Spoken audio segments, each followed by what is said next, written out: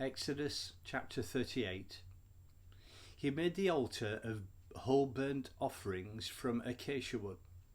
He made it 7.5 feet square and 4.5 feet high. He made horns at each of the 4 corners. The horns were made from one piece with the altar and covered with a veneer of bronze. He made from bronze all the utensils for the altar, the buckets for removing the ashes, shovels, basins, forks and fire pans. He made a gate of bronze mesh under the ledge halfway up the altar. He cast 4 rings at each of the 4 corners of the bronze grating to hold the poles. He made the poles of acacia wood and covered them with a veneer of bronze. He inserted the poles through the rings on the 2 sides of the altar for carrying it. The altar was made out of boards. It was hollow. He made the wash basin and its bronze stand from the mirrors of the women's work group who were assigned to serve at the entrance to the tent of meeting. He made the courtyard. On the south side, the hangings for the courtyard, woven from fine twisted linen, were 150 feet long, with their 20 posts and 20 bronze bases and fastening hooks and bands of silver. The north side was exactly the same. The west end of the courtyard had 75 feet of hangings with 10 posts and bases and fastening hooks and bands of silver. Across the 75 feet at the front or east end were 22.5 feet of hangings, with their 3 posts and bases on one side and the same on the other side. All the hangings around the courtyard were of fine twisted linen. The bases for the posts were bronze, and the fastening hooks and bands on the posts were of silver.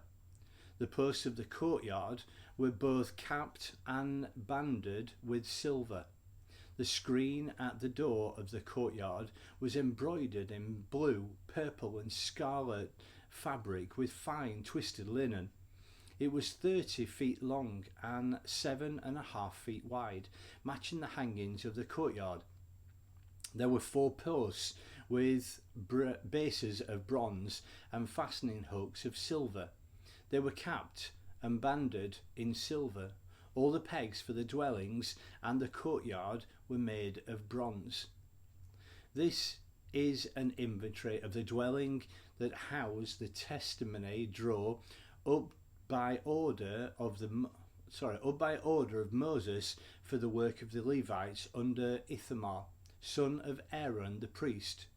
Bezalel, the son of Uri, son of Hur, and of the tribe of Judah, made everything that God had commanded Moses. Working with Bezalel was Oholiab, the son of Ahisamach, of the tribe of Dan, an artisan, designer and embroiderer in blue, purple and scarlet fabrics and fine linen. Gold. The total amount of gold used in construction of the sanctuary, all of it contributed freely, weighed out at 1,900 pounds according to the sanctuary standard. Silver. The silver for those in the community who were registered in the census came to 6,437 pounds according to the sanctuary standard. That amounted to a beka or half-shekel for every registered person aged 20 and over, a total of 603,550 men. They used the 3 1/4 tons of silver to cast the bases for the sanctuary and for the hangings, 100 bases at £64 each.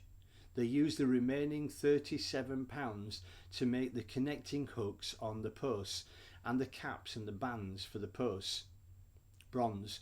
The bronze that was brought in weighed 4,522 pounds. It was used to make the door and the tent of meeting. The door of the tent of meeting. The bronze altar with its bronze grating. All the utensils of the altar. the bases around the courtyard, the bases for the gate of the courtyard, and all the pegs for the dwelling and the courtyard.